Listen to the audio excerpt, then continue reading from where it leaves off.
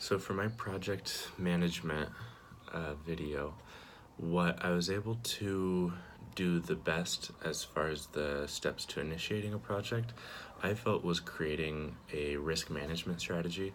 The reason being is because there were a few issues that came up during our project, but we were able to just like work out all those kinks and keep moving forward.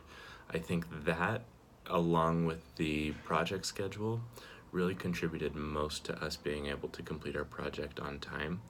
Um, the reason being, like I said, is we knew, okay, we have this plan. We're gonna give extra time for risk management, right? We're gonna give ourselves an extra day before each deliverable is due, and we were able to use that extra time. And in some cases, we didn't need as much extra time as we had planned for. So I think the combination of that two contributed the most. Um, I think the most useful element of the project schedule was the deliverable and components. I knew what to expect from what was expected from me at every stage, as well as what was expected of other people, and they knew what was expected of me, and vice versa. So that helped us to keep everyone on track and keep everything moving.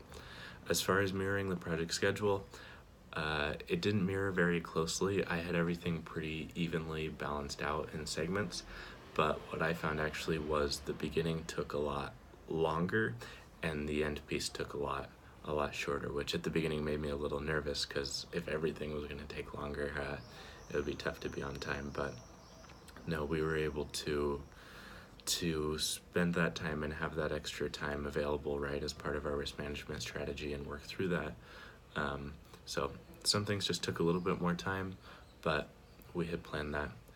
I think the thing I learned most about the project management process is the need to identify key stakeholders.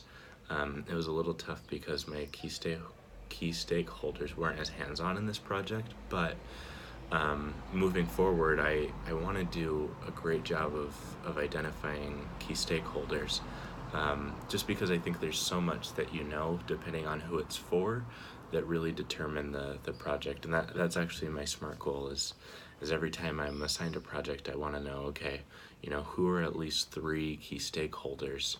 One example is if I'm ever working on something for the ambassador, he likes very short, very brief things. So writing a dissertation on a certain trade issue obviously wouldn't make sense in that case, and really dictates the course of action for a project. So that's what I want to do better. And again, for that SMART plan is when I'm assigned projects, I want to identify at least three key stakeholders.